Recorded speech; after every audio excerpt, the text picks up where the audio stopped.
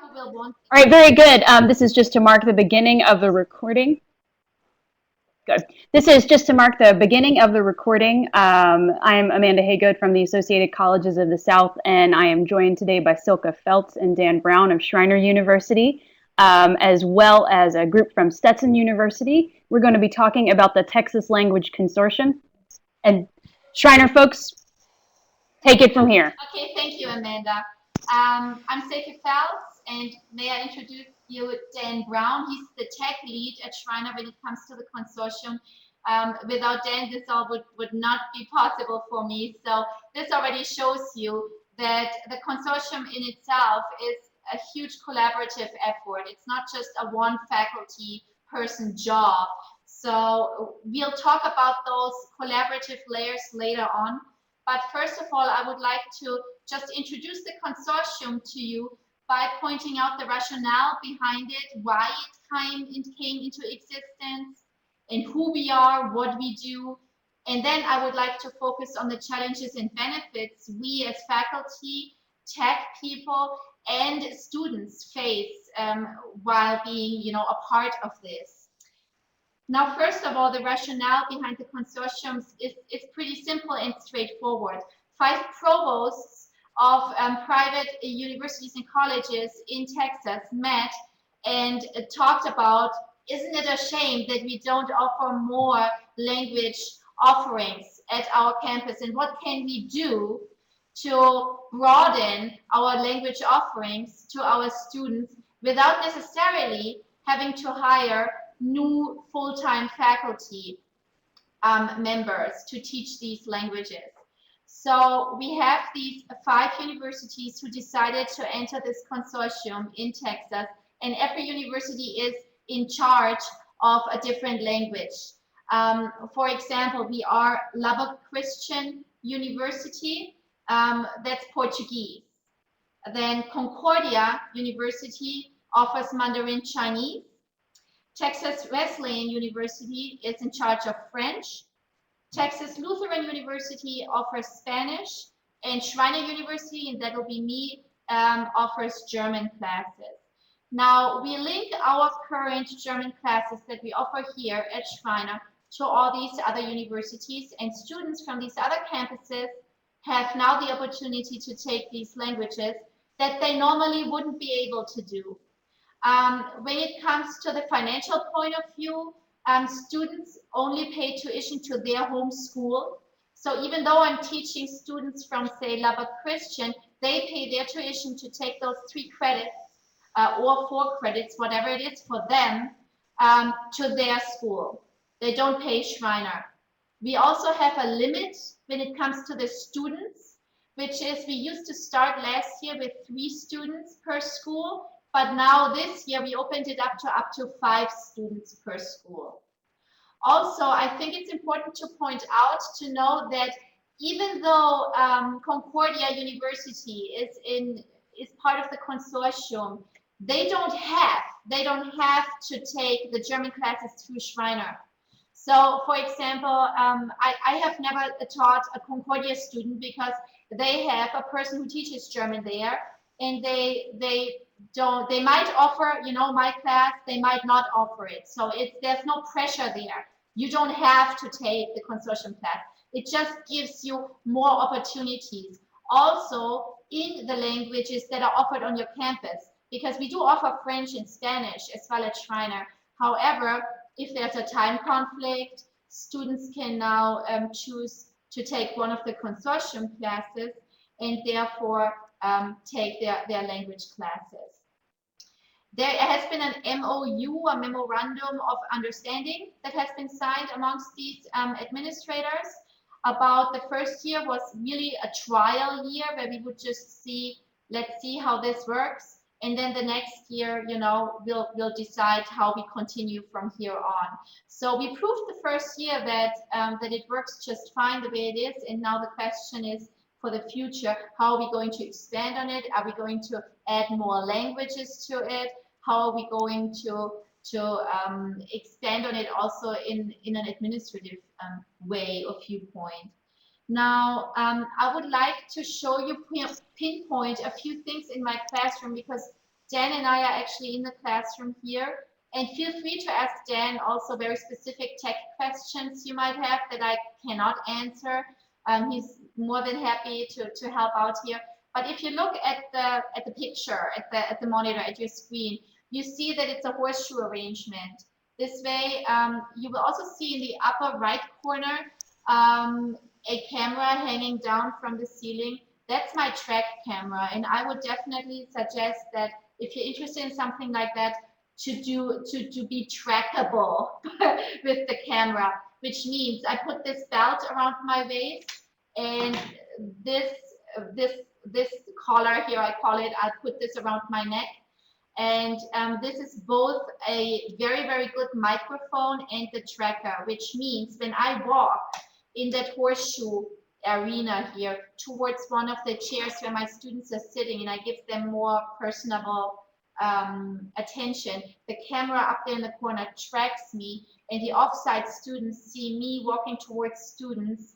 They see me also talking to them, and they therefore feel more like they are part of the class. I think psychologically this is a huge difference from being just in an online classroom environment. So that's that camera that tracks you. You see also in the back that monitor that's called the confidence monitor. So this way, when I teach, I'm facing that monitor, just like I'm facing my students, and they see me, and I see myself, and I see my offsite students there. My students also see the offsite students on a monitor here that's behind me. When I'm teaching, it would be behind me. So I don't always have to turn around to check on it. That's why this confidence monitor makes all the sense in the world. Maybe you also see those white strings hanging down from the ceiling. These are microphones for our Schreiner students. So when our Schreiner students participate and say something, the offsite students will hear them well. Now you cannot mumble or be too timid. You have to speak up a little bit, but if you speak on a normal volume, using an average volume, they can be heard very easily by the offsite students. The offsite students are usually muted unless they talk, so I don't hear any background noise when I teach, and they have a microphone on their table and they would hit the microphone. I always call it the Jeopardy button. You know, they would hit that button and then they would speak and participate. So this is pretty much the technological setup. It's a life-size video conferencing system. It's high def.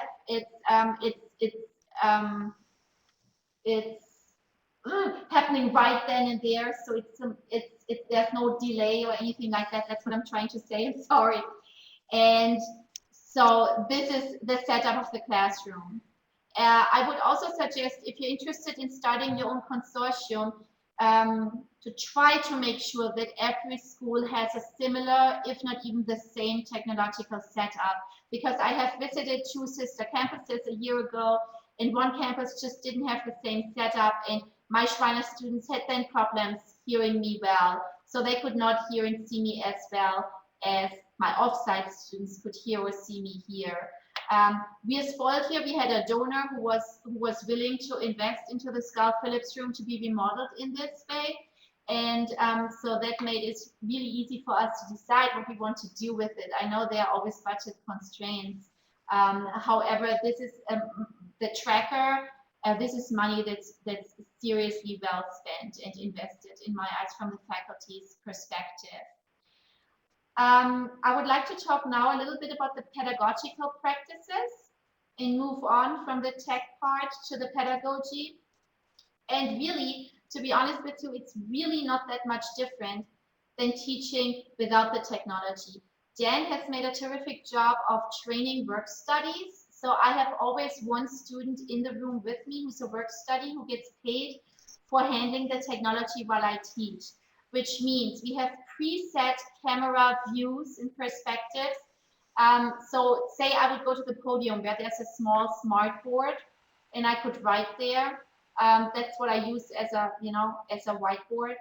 I would walk towards there. My work study would see me walking towards the podium and switch that camera perspective from tracking towards being, you know, podium view. And then the students would see only what I'm writing. They won't see me anymore. Then I'm like a podcast.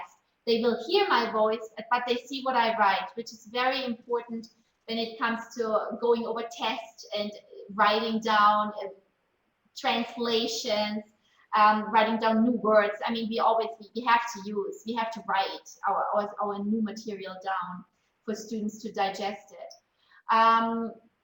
So that helps a lot. The work studies are invaluable to me because I literally just put on my belt and here I go. And I just make sure that the camera tracks me, and then I'll just go and do my thing. When it comes to offsite students, I have one offsite student who's alone in a room. So I really feel sorry for her and I want to integrate her as much as I can. So I always have my iPad with me and I'm on Skype. And she's in Skype as well. And then when we do group work, I would just give my iPad to one student and then they would interact with each other.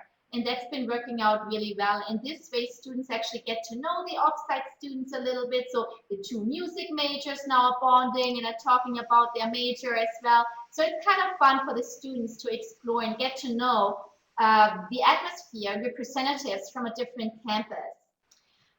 When it comes to other group work, I have used pretty much everything from I've made videos with my students, I've made presentations with my students where they had to co-present with offsite students together.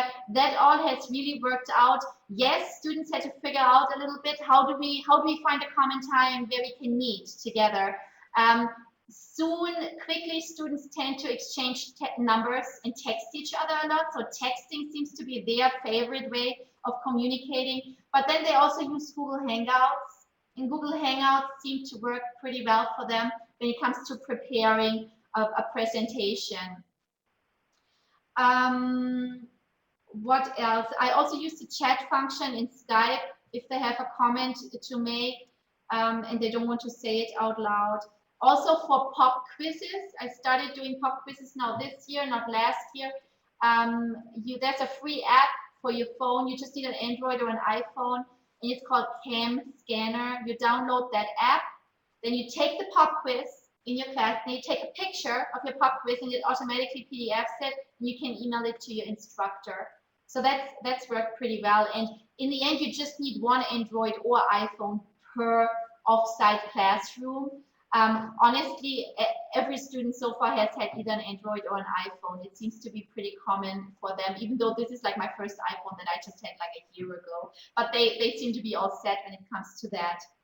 I also, and this was actually the biggest challenge, if you want to call it, I also do a lot of extracurricular activities. I'm pretty active on Shriners campus with the German Stammtisch, where we meet regularly. We have movie nights, we have game nights. And I got a little bit nervous about that because I was like, what am I going to do? These are activities that happen outside of the classroom time. So I cannot ask the student to come to their classroom at night at 7 p.m. or so when we are meeting at Starbucks with Scrabble and play Germanish Scrabble, for example. So students had ideas just as many as I did, which was nice. Students tried to solve these problems because they wanted to do these activities. So if it was just a couple of students who would miss, they would just always Skype in. So for example, I have a book club where we read a German novel in English once a semester and then we talk about it. So we would have, my students would Skype in the offsite students and they would be part of the book club discussion. So those students would have a voice and could participate. Movie nights, it's not surprising that most students have Netflix accounts. They started looking for the movies on Netflix. When we didn't find them on Netflix or otherwise, we purchased the DVDs and mailed them to the libraries. I just did that in my first semester though, because I have to say all the other movies, you can kind of control it, right? So I made sure they are available at least on Netflix. So we didn't have to purchase more movies, but my school was happy to purchase 3 copies of, say, Young Goethe in Love, and we just shipped it to Lubbock and Texas Lutheran and Wesleyan, and then they could check out the movie on their library and then write a reaction paper about it because they were not there for the actual discussion part. even though I've had one great offsite student who insisted on still Skyping in during the discussion part. So she watched the movie on her own time. She started it when we started it. We were in Skype real quickly before we started the movie. And then afterwards, she would call me again in Skype and she would be involved in the discussion part. Students feel very, very natural with this. I think we're less used to using technology so much when we communicate with each other. But since To the request trend an now operator it's join your really conference, amongst press *0. To request an operator speak to you individually, press *00. To hear a private roll call of participants, press *4. To mute your individual line, press *6. To unmute your line, press *6 or #6. To hear a private participant count, press *#. Technology. I was just waiting for the voice to go, but that's fine. Yes, excuse me. I'm not quite sure what happened there, but So benefits and challenges otherwise from my perspective. The biggest benefit for me, and I think most language professors feel the same way, I do see myself as a cultural ambassador. That's why I do what I do. I teach German because I want to be able to give this opportunity to students who want to learn German to be able to learn it. So now I can say that really in Texas, there are so and so many students who were eager to learn German and who now had the possibility to do this because of the consortium. And that's for me personally the biggest reason to do this. It's not necessarily the tech part. It's not necessarily that I could really start quite the research project with the consortium, because this is all the whipping cream of the ice cream sundae. But the actual ice cream for me is that I get to expose students to the German language and culture who normally wouldn't be able to do it. So I typically get students who are really interested in taking German, who are very driven in taking German, who want to travel to Germany. And that's a great thing, because honestly, when you compare my offsite students to my onsite students, you would say that the majority of offsite students is academically stronger than my on-site students. So we cannot really say that argument, the technology might interfere with anything. I don't think that would really count as an argument, because they are great at speaking and writing. And I really hope you have the time to check out the blog that I sent to Amanda. She posted the TLC blog for you. Oh yeah, she just sent here the link in the chat window. A student of mine who became a Dean Scholar for me. I have 2 Dean Scholars who are involved with the consortium, and she's in charge of that whole blog. And you see all the activities we've been doing and all the fun we've had, because honestly, I've had a blast with my students. So the biggest benefit is they can do German, they can do Mandarin Chinese, they can do Portuguese now, and so on. Also, there are lots and lots of opportunities for undergraduate research. I took a student to the NITELY symposium last year, and I didn't mention that earlier, but NITELY helped us set up the whole consortium. So the National Institute for Technology and Liberal Education. And so I could take students to co-present with me. Students got very excited about it, started that blog as well as one of those undergraduate research attempts, and got very, very engaged and active when it comes to the consortium. Also, students are exposed to new faculty, and it's really interesting how the feedback is like, yeah, it was really interesting meeting a new professor. All of our schools are rather small, so it's just, it's new, it's a different face, it's a different style, it's a different classroom atmosphere that's being transmitted to you. I had our history professor, Dr. Raffler, a couple of times in my classroom last year to guest speak, because he's, he's specialized in modern German history.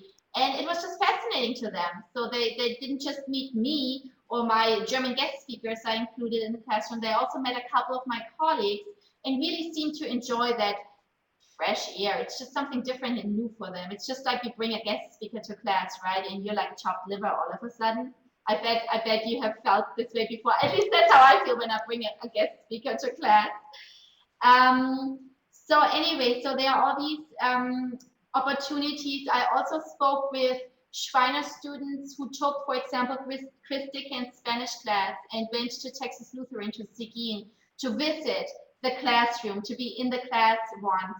And there's on the blog a nice reflective article written by that student and about her experiences there. She absolutely loved it. She had a great time. We also have once a year the academic showcase at Schreiner, and students present their latest research. And for the last 2 years, I had the possibility, and Schreiner helped me fund this too. I had the possibility to invite one of my offsite students to come to Kerrville, stay overnight, come to class one day, and present at the academic showcase together with a couple of Schreiner students. This went very, very well.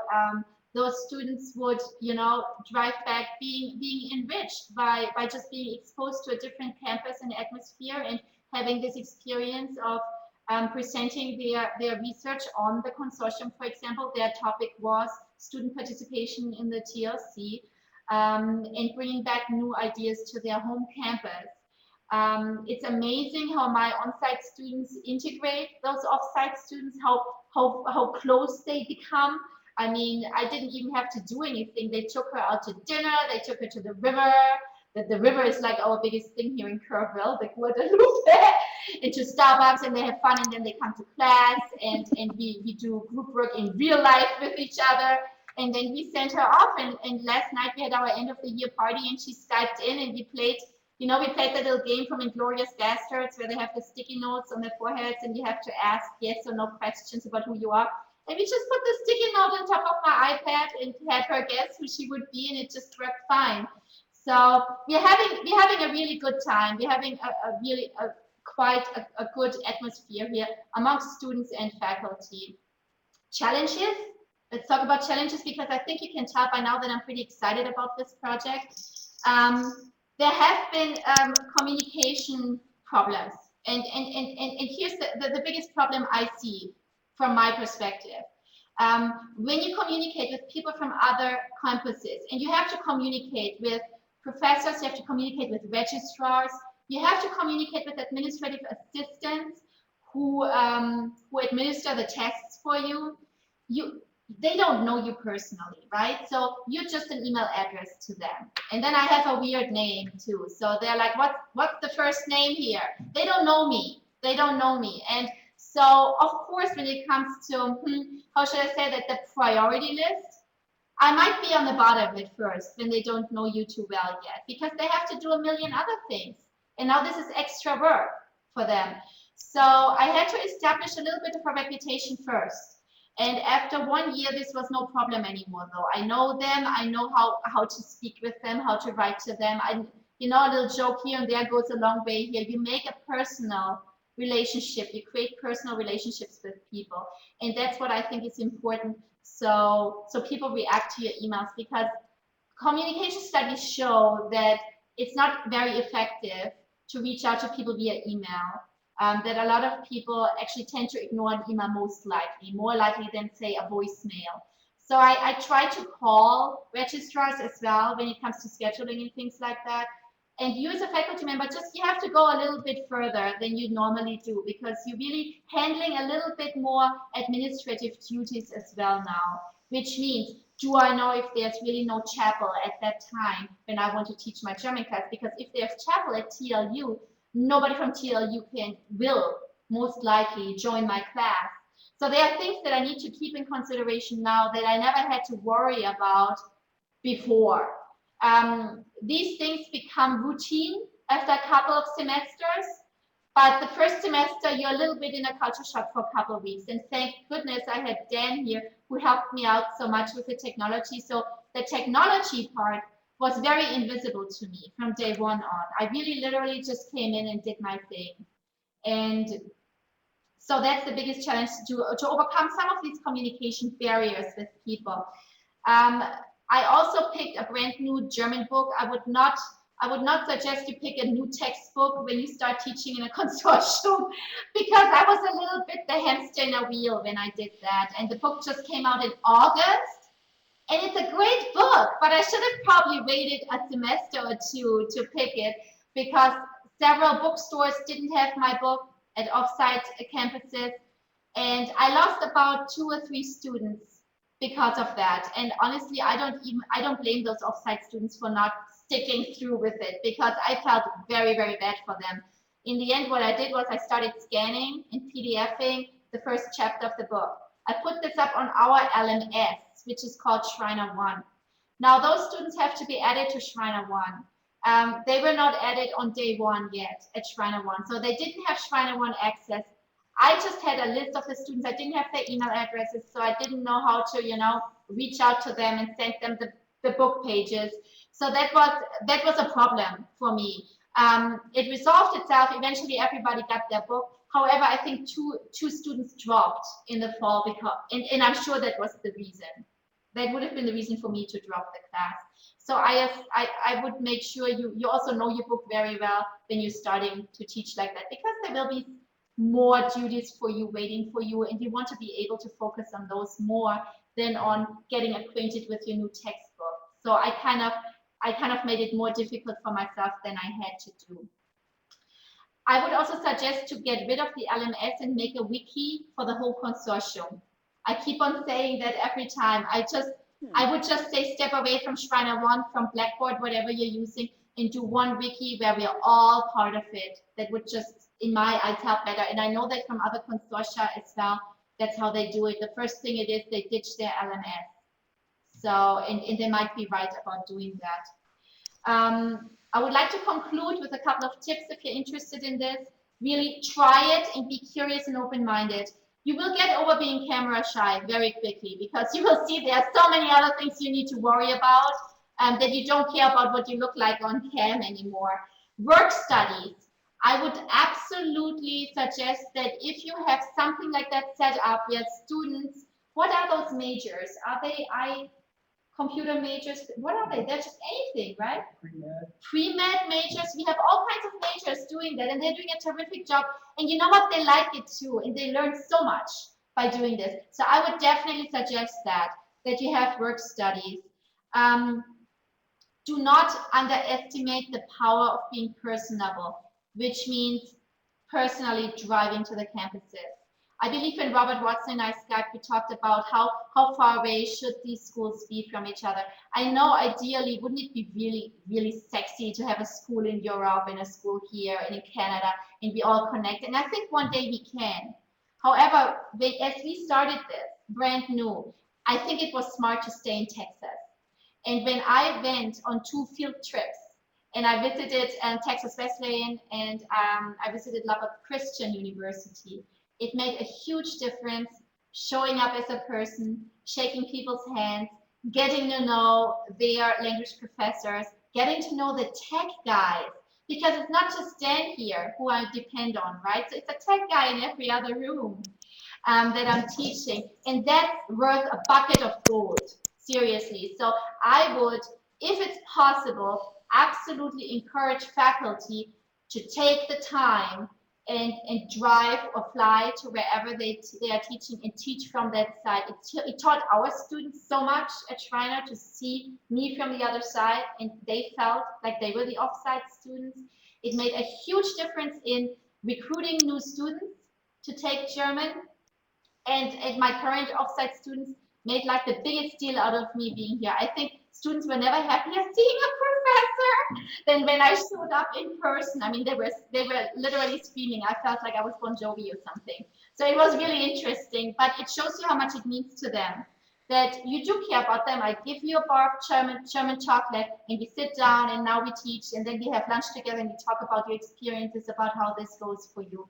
And these students all then signed up again the next year. So even though technology gets us so close together, we should not ignore the power of being personable and trying to establish some kind of personal bridge there between you and your students. So overall, I have to say that this has been a really rewarding experience for me, and as it shows you today, I mean, I can talk about the consortium here forever and on, and I hope I could at least inspire you to just think about this setup. And if you have more questions later on down the road, feel free to email me. I'll be more than happy to Skype with you and talk to you about my experiences. But I think now it's 2:32, so you would have about half an hour if you have specific questions for me where you could grill me. But this is all I wanted to just, tell you right now from my perspective. Well, Silke, this is Amanda from the ACS talking. Thank you so much. I must say that I think the Texas Language Consortium is very lucky to have you and to have Dan as such talented and enthusiastic participants. I'm sure that's a big part of its success, is just the very, very high quality of the professionals who are supporting it. I want to say to everybody who's listening, the folks at Stetson and Hongchu Fu, who has joined us from Washington and Lee, now is a time to ask questions, and we can use the chat box to do that. You can also see Hongchu's got his microphone on, and Stetson folks, I would encourage you to enable your microphone too, and we can ask questions orally or we can type them. Just be aware that we're working with a bit of a delay, so give it a second after you've asked your question. I'll back off and see if anybody's got any questions now. I certainly have a few, but I can wait.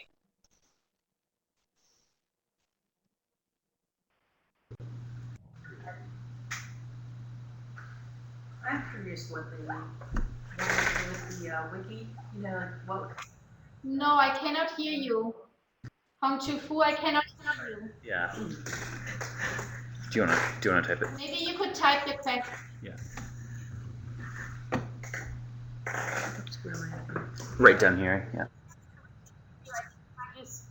Stetson, we can hear you. I think you might just, if you would We've just got a come right up to the question, computer, I think we'll be able to about hear you. Using the wiki as opposed to using Blackboard or some other kind of Campus Connect software, and just how that experience of building the wiki went, and how much time was involved in it, and also to what extent.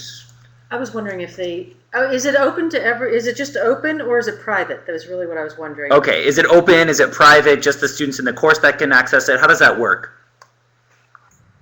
I have to tell you, thanks for your question. I have to tell you, we haven't done the wiki yet. That's in the works for the future. I tried to get my Dean Scholar to look into this, and she did, and she said, Silke, I kind of need some kind of training in that because this is way more complex than I thought it was. I don't know if you can see it or not. I just know how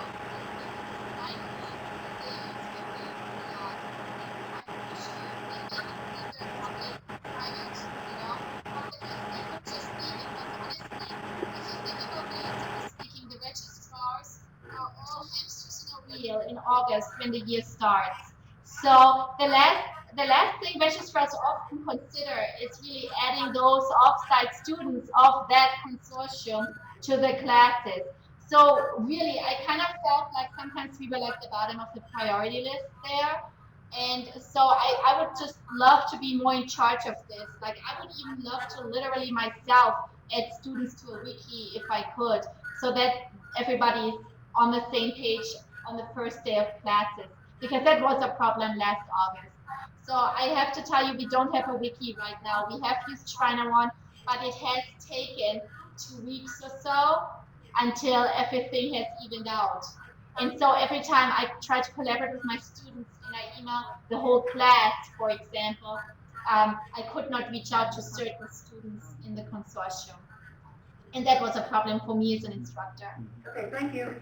Thanks for the response. Yeah, definitely. I wonder, did the Mandarin class encounter additional problems because of the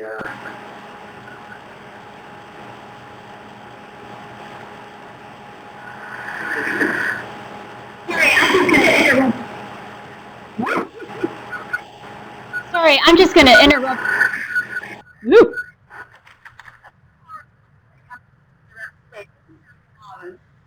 Apologies, everybody. I'm just going to interrupt to say somehow, Hongchu, whenever you are turning on your microphone, we're getting a lot of background noise, which is why I keep muting you. I apologize for that. I think unless we can figure out what the source of that background noise is, it might be better if you type your questions into the blank. Sorry about that. That's in here about the script, because it's all about they are not called letters, right? What are they called in Chinese? The characters, right? I know that our professor for Chinese Mandarin, Rui, she had the idea with the CAM scanner.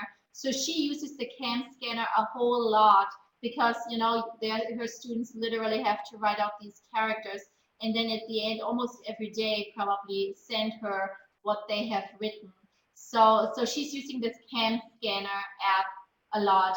I have not heard from her of having any difficulties when it comes to that, though.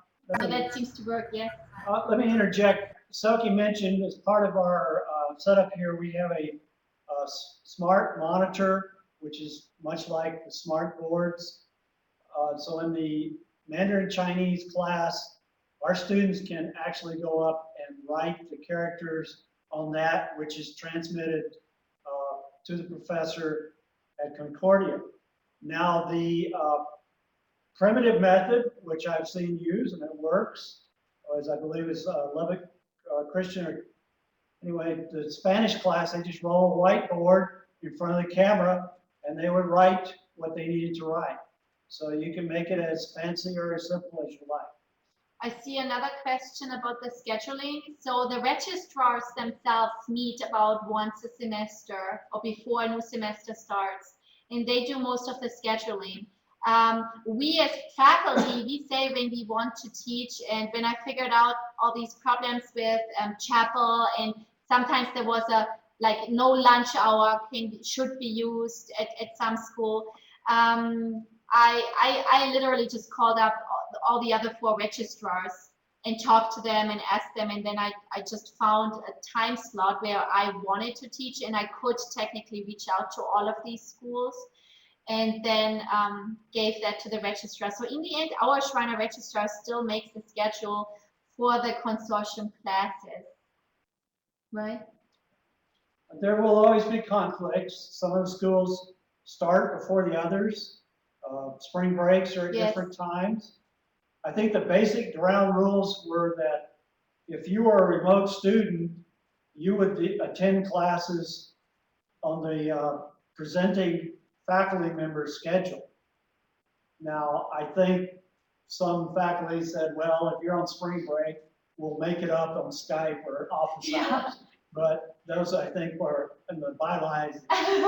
Yes, because I think we all kind of felt so bad making them come to their classroom during their spring break, that we said in the end, look, we can Skype and talk about it. We can also via email. I can tell you which pages I covered in the book. And because I told you earlier on, they are usually pretty good at picking up the material. There has never been too much of a problem for them to catch up with the material, which made it easy for me. But otherwise, I as an instructor would just meet with them more via Skype in my office hours. Like I give Skype office hours Mondays and Wednesdays from 5 to 7:30 p.m. And even my Schreiner students prefer to Skype with me now, because if you think about it, right, they don't even have to leave their dorm room. They can just Skype in, they can just chat to and ask a quick question. They don't have to literally come to my office, which does not mean I'm not going to meet them in my office either. Perfect. It looks like Stetson has another question. I'm going to unmute them. This is just a question regarding All right, Stetson, you're on. all the extra work, time, and energy that the professor, that the faculty member agrees to take on, and how does this apply to tenure and promotion? How does this apply to, I mean, do you have a extra salary? Is this considered, how is this considered in terms of teaching load, you know? I know. Let me make a joke now. My provost took me out to a cheese enchilada when he asked me if I wanted to do it. So the joke is kind of like I got much more than a cheese enchilada, but that's kind of the joke I say when people ask me this question. The thing is I got a course release. I asked for a course release. So instead of 4 courses, I teach 3 courses. And my administration has faithfully made sure for the last 2 years that I would not teach an overload, that I would not teach that fourth extra class, because they really wanted me to focus on building this, especially at the beginning. I would have been overwhelmed with 4 classes. So that course release made it very, very easy. Now, if you're tenure track, this definitely, I feel like this gave me a lot of job security, to be honest with you, because I could create my academic niche here on my campus. So this was my thing, right? This is my thing. I'm so far the only one who's doing this regularly, right? Other faculty hopefully will start using this room more. They have now to a certain extent, when they have guest speakers come in, or some of the business classes have used the system. But I'm the only one who's teaching like my whole classes of German in this way. So a course release for me personally, and for the other schools, I do not know. I'm pretty sure that every provost would figure that out with their person at their school, what they get or cannot get. You know what I mean? Silke, I want to bring out 2 other questions, and Dan too, that have been raised by Hong Chu at Washington and Lee. He asked 2 different things, kind of at 2 different times, but maybe you can address each of them. First, he pointed out that schools, of course, have different blocks of time for classes, you know, which can create conflicts. So what do you do about that, and is that something that you've ever dealt with? Number 2, when you are a TLC professor and you're teaching, you know, at your school, what's sort of going on with the faculty member of note at the other school? Is that someone, you know, do they monitor student performance? Are they in the classroom? How does that work? Yeah, there are these conflicts. And for example, our German classes so far are 4 credit classes, which means we meet 4 times a week for 50 minutes. So say another consortium school only offers their language courses as 3 credit classes, right? The students still have to come 4 times a week and work with my schedule, even though they just earn 3 credits. Am I right about this, Dan? Well, and also if you're referring to the class start times and the periods, the bottom line is the administration, the registrars, and the faculty have to buy into this and to be flexible enough to accept the different schedule changes. And the 4 schools, primarily because the program's driven by the provost, has made it work.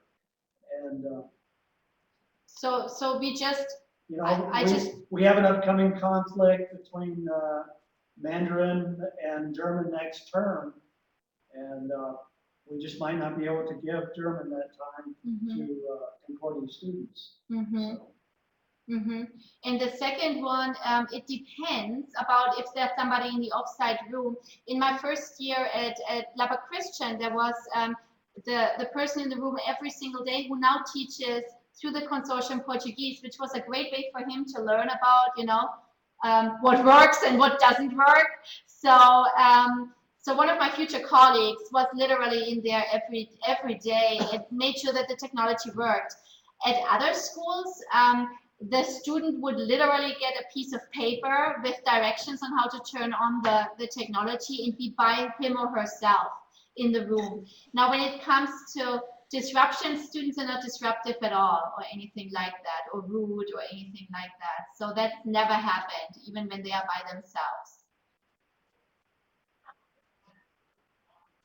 I'll just add too, based on some experience of courses that we've had at the ACS that have been shared via high definition video conference in this way, they had sort of a third kind of a compromise model between the 2 that you're describing, in that we had a theater course actually that was shared via video conference. And in the beginning, you know, the faculty member of note at the remote campus, this was just one remote campus, kind of came in, you know, for the first 2 weeks or so of class, was just a constant presence for those first 2 weeks. But then later, as she sort of saw how well the system was working and got comfortable with it, and of course, as the students got more comfortable too, she was able to kind of back off a little bit and just come occasionally and not feel like she needed to be in the classroom the entire time kind of monitoring what was going on. Exactly. So something that she my grew offsite into. students have the tech person right next door. Those classrooms are all very close to tech people at all the rooms that I've seen. and so they have somebody they could ask a question real quickly. There is somebody around when they take tests to administer the tests, while I'm also administering the test in my classroom. So, but otherwise on a regular day, they are by themselves. They're troopers. Now it looks here, how far up do those classes go? Only 2000 levels so far for me, which is intermediate German. I have been teaching now 2 sections of intermediate the second year. So it doesn't go up further. But I think it just depends on your background, on your history, because when I started teaching at Schreiner, German was only offered every 2 years, and then only elementary German was offered. So now, as you can see, I could grow it from there towards offering German, elementary German and intermediate German every single semester, which is a big step. I don't know, maybe of course, if you're asking me personally, I would love to see a minor in German one day down the road, and nothing is impossible, especially if you start, drawing more and more students from across the state like that. How is the homework handled? A lot of homework is handled via email by the offsite students. They email me the homework. I tried Turnitin.com last semester, just made we have an account with Turnitin and just added a class just for, like I do it for my English comp classes. But that didn't work too well because some of these other campuses just really don't use it at all. So students were completely confused first about it, and in the end, everybody was on Turnitin, and we did it a couple times. But it felt to me like it was easier for them to just email me the homework. So that's what I've been doing, emailing, and then I would email them back their feedback. You graded or teaches in the other school? No, I graded, and that's good that you bring this up, Hong Chu Fu. It's good that you bring this up because it's actually part of the MOU, that Memorandum of Understanding, that each school should consider the other school's language instructors as language experts, which means I'm not being double or triple checked. Yeah, my grades are not being challenged. Of course, a student could challenge my grade just like they could challenge anybody's grade. But no, but I'm in charge of this class. I am the queen bee of this room, and I'm grading the work of these students. And I would insist on that. I would have a problem if it wasn't like that. Students having big. Silke, there's another question about portfolio-based assessment, which I think is interesting, how to handle really, really large assessments and assignments with remote students. Not as big as this, but I did something like a portfolio now for one section in my intermediate class, where we had a journal section. And so that was our writing section. So I gave them journal topic entries, and they had to write about them, revise them, peer evaluate them, and in the end make a whole journal Tagebuch out of this. And that was about 7 pages long. And that was then just emailed to me. And I did print that out though, because I don't know how you feel about it, but when I grade German writing, I prefer to have it printed out. I'm not that good yet at marking that up online when it's so much text. So I printed that out, and what I would do then is you can then scan it and email it back to the student so that the student sees your printout. Or, if you're savvy enough to just do track changes and send it back, that's faster. If it comes in on Word and you're comfortable with the Yes. Word editing Yes. and review process, you use that. And students would probably prefer that over my markups, like do the track changes. Another option, you will make more work for yourself by having to scan. Yeah. Have them converted to PDFs. Right. And Yeah. send them PDFs. Hong Chu Fu talks about, that's a bunch of scanning there. Now, okay, students just take a snapshot, right? They don't really scan it. They take a snapshot with their phone and email it. So that's a couple of clicks for the students. It's really not much work for them. For me, yes, I do scan tests. I do scan the tests and email them back to the students. Now, it depends on how many students you have, right? So if you have up to 5 offsite students per school, and every school signs up with 5 students, I would end up with having 20 offsite students in a class. This is not happening so far yet. Okay, I have less than 10 offsite students. So For that, it works. Yes, I do scan, and that's the only extra time I have to tell you that I use. So it takes about half an hour for me to do that scanning stuff and to email it back to the students. But I have to tell you that too. The French professor, Dr. Daniel, he's using online tests, so he doesn't do the scanning. So he does it online, and I don't know the details about that. But you might want to write him an email, Steve Daniel, how it works for him. It works out well for him. He doesn't scan. So there are ways around it. I just prefer it this way personally. Handwriting, yeah, homework can't be typed. Then you have to do the CAM scanner, and that's what Chinese Mandarin Chinese instructor does too. Then you have to do the CAM scanner. They handwrite it, and then they take a picture. And you can do the same thing if you handwrite your comments, right, on the homework. You could also CAM scan it and send it back.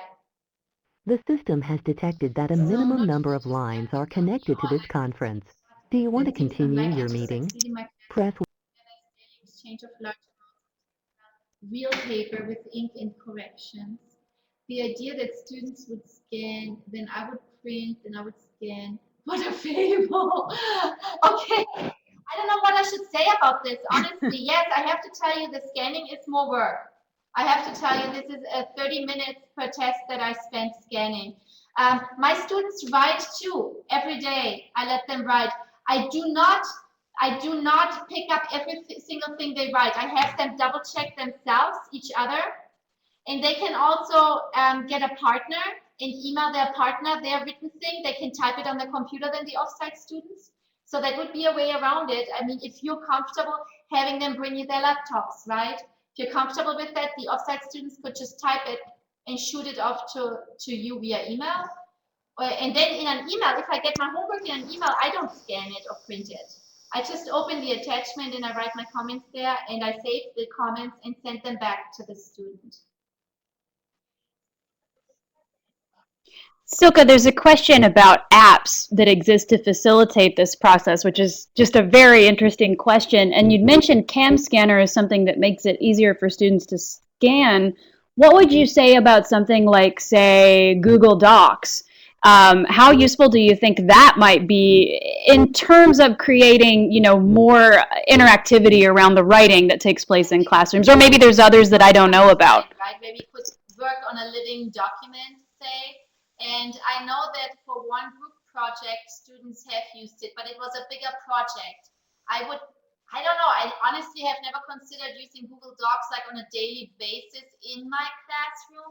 That's something I see students use for as they prepare a PowerPoint presentation and co-present on-site and off-site students. Then it would make sense for me. Otherwise, I try to, I don't know, I guess I try to simplify it as much as I can with the CAM scanner. That's the only app I'm actively using, to be honest with you. It makes me think about considering Google Docs in the future, like on a daily basis. I should think it's more about this and make up my mind. It's a matter of comfort level of the professor and the students. Yeah. I mean, the Google Hangouts, they had to learn a lot about that themselves, I have to say. As techy as our students are, they still have to learn a lot about some of these apps and opportunities. I think it often holds true that they have to learn about using technology in an academic context. That's a whole other process of education. Yeah, why not, right? They could totally write there and then also email it to me. But it's not that everybody brings their tablet to class.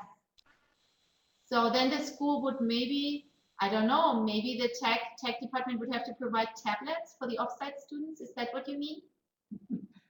I don't know. We've tried a tablet exchange system here on campus. It wasn't very successful. The students didn't like it.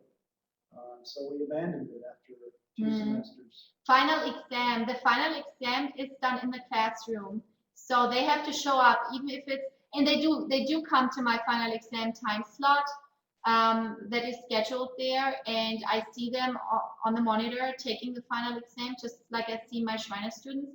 and then their administrative assistant usually who administers it, collects their exams and scans and emails them to me, which is done by a copier. For them, it's not so much work. And then I get them in my email, I print them out and grade them and scan. And I don't scan them, not the finals.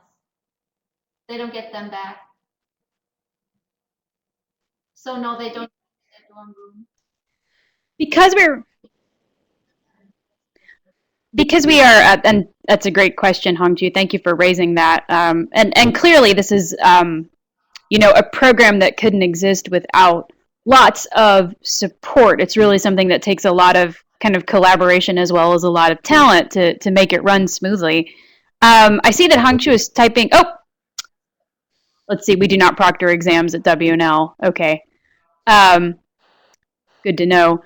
And I guess that's probably a consideration for others too. I guess I would ask, unless there are any other questions out there from Stetson or from WNL, I'd really like to hear you all just talk for a second about what you feel the future of the program is. How could you see it growing? What ways would you want it to grow? You told us really, I think, a lot of valuable information about how it got started, and that's also available too in all kinds of references from each of the campuses about the time that it was getting started. But where will it go? A small but strong foreign language program at each school here. I don't necessarily envision a major in German or a major in Chinese Mandarin Chinese. I'm sorry, but I would love to see four consecutive semesters of a foreign language being offered every semester, and then maybe at the end of this, taking students on a trip to Germany and exposing them to that culture, which would be a great way to end that program with being together as off-site and on-site students as a group, be together and combine it with study abroad. I would also love to see connections with a German school, and I just speak about German now, but connections with a school of the other country where the language is spoken, maybe exchanges being done with students there, collaborations of co-teaching, team teaching. I would love to team teach with a German professor in Germany one day down the road, right? And link my class to that German class. How cool would that be? I think that would be very exciting for our students, and I know they would love it. They would love to go on a trip also and experience everything and apply their language then. So that's what I envision. I also envision more languages being offered. The talk has been to maybe add sign language. I would be so excited about that. Also Russian. I would sit in that Russian class. I would love to take Russian myself.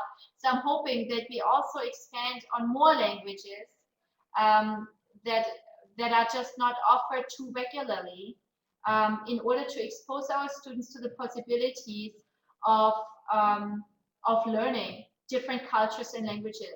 I hope that made sense. That's great, and I'm gonna bring Stetson into the conversation. They have their hand raised. Come on in, Stetson. Going back to the chat question that we had asked earlier about All right, Stetson. the extent to which these classes go. So is there any experience with 300, 400 level classes that are really designed for majors and minors, higher level classes that would be literature and culture in addition to language? We just have had a student take Spanish 400 level class as a receiver, but we are not in the process, to my knowledge, of developing any upper level offerings. Back to the other question of taking it further, I think our provost would like to expand the program to other departments. About a month ago, our business department met online with provost and president of a school in Colombia to discuss exchanging economic classes and accounting classes. So there's that prospect.